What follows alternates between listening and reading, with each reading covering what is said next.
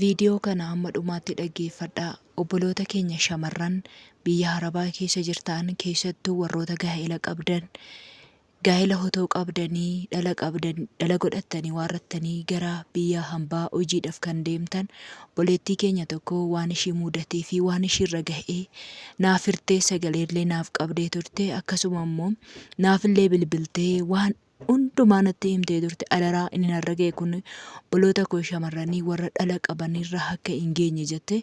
Nagaan siniif haa baay'atu hordoftoota chaanaalii kootii ashamaa harka fuunee akkam jirtu nagaa keessanii ani nagaadha obboleettiin keessanii baga nagaa qabaattanii gamtanii yeroo kana geessanii viidiyoo kana laayik sheer godhaa isiniin jedha irraa barattuu isin fayyada. Wanti inni isin fayyadu immoo keessattuu obboloota keenya biyya Arabaa keessatti dhala godhattanii waarrattanii gara biyya Arabaa seenaa of jijjiiruudhaaf fi jireenya keessan jijjiiruudhaaf dhala keessan guddifachuudhaaf gara biyya hambaa kan deemtan jechaadha. Irraa barnoota guddaa isiniif taa'aadha. Obboleettiin kiyyatanii dhalattuu Jimmaati. Maqaa koo hin dhahin jettee jirti dhalattuu Jimmaati jechaadha. Mucaa durbaa lama qabdi isiniin jedha. Ijoollee lama kan qabdudha. Gara Suudi Arabiyaa deemtee achi itoo hojjechaa jirtu. Egaa hojii ishee hojjetachaa otoo jirtu baay'ee waggaa 10 guuttee jirte jechaadha. Mana ijaarrattee waan hundumaa ijoollee ishee akka gaarii otoo guddifachaa jirtu garuu gaa'elli ishee irraa adda diigamee jira jechaadha. Sababiin gaa'elli ishee irraa adda diigamee fi isheen turtee jireenya ishee jijjiiruu dhala ishee san seeraan guddisuu barbaaddi malee gara biyya galuu hin barbaanne jechaadha. Biyya galuu hin barbaanne jette waggaa 10 kana guutuu isheen gara Itoophiyaa siruma hin galle dhala ishee sanallee galtee hin argine. Kan isheen itti kennitee deemte immoo gara biyya Suudii eenyutti kennitee deemte abbaa manaatti kennitee deemte. Mucattiin tuni ijoollee ishiin jechaadha. Haadhaaf abbaa kan hin qabne jechaadha. Isumatti kennite innillee haadhaaf abbaa kan qabu jechaadha. Miidhama addaa kan miidhamte amma mana akka ajaa'ibaatti ijaartee fi ijoollee isaatiifis ishiin quba hin qabdu garuu inni fuudhee jira jechaadha.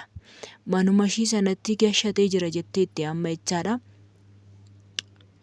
Innaa fuudhee jira manatti galfateera naan jedhanii natti mannaan jette mucattiin tun jechaadha.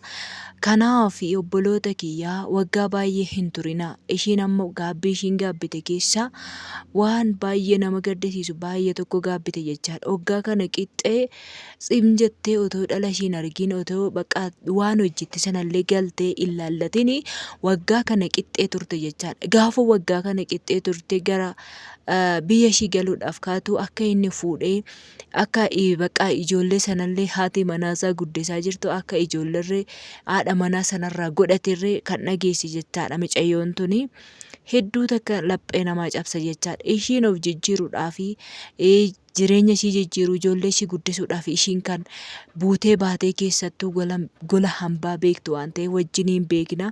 Akka koo kanatti qabattee wajjiniin bashannanuu wallaalteef miti obboloota kiyya jechaadha. Ani ergan galeedhi kan akkasitti wajjiniin mucayyoo kiyya wajjiniin bashannanu. Dura garuu waan baay'ee natti dhagahama anas akkuma mucayyoo kanaa jechaadha. Sila saniitii fi obboloota koo obboloonni dhiiraa baay'een isaanii obsa hin qabu baay'een isaanii immoo obsa hin qabanii. Gaafa obsa dhabanii waarratanii dhiisanii waarrataniitu fuudhu. Garuu kan dhibe keessaa dafqi ijoollee biyya Arabaa takkaatti nagaamu.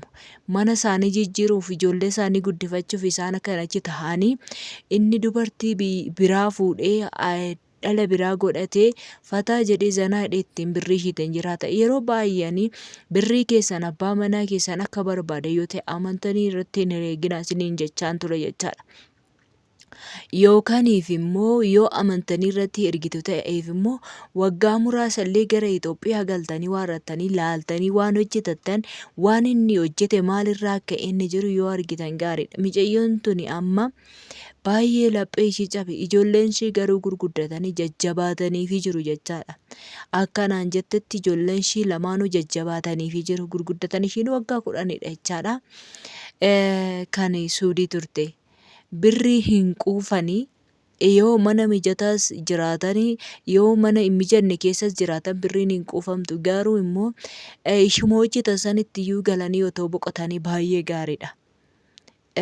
sababiin isaa alaa dhuftee ishiin hin xaarre ishiin hin dafqine dafqillee jira dafqa biyya harabaatti nu coobsine lukti nu gubatee otoo dhaabannu kulaalitii achitti godhannee baay'ee dhibee adda addaa kan godhate ijoollee baay'eetu jira jechaadha. Dhibee laphee kan godhatan baay'ee isaanii jechaadha dhaabbachiisarraan dhaabatanii hojjechuurraan kan ka'e jechaadha. Waan baay'ee dhibee hedduu kan godhatantu jira jechaadha.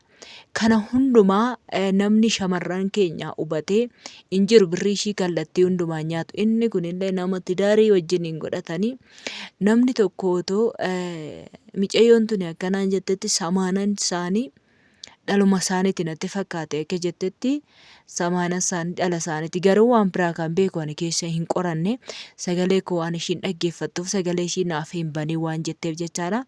Hin baniinni akka namni kamuu dhaggeeffatu hin barbaanne miidhama irratti miidhama naa dabalu hiriyoonni baay'ee isaanii hojjettee jirti obboleettiin kuni garuu ishii waan dubbadhu naan jetteef keessaa tokko maa'inni seetan ijoolleen baay'een irraa haa baratanii warroonni dhala qaban warroonni tidaarii qaban tidaarii isaanitti deddeebi'anii haa gaggaafatanii akka kiyyaa kanatti harka duwwaatti akka nafni jette amma ishii yoo galtes gahee ishii sana irraa irratti inni gahee isaa irraa irata gahee hoggaan siniin jedhu ishiin hoggaa 10 hojjette kana gahee godhee warrateetu akkaafalee addaan fudhate ishii sanniitii ittiin qabatee ijoollee isaa ishii san guddifatan ishiin immoo ganaa akkana deebitee gimmaasha argatte sanatti hafti jechaadha.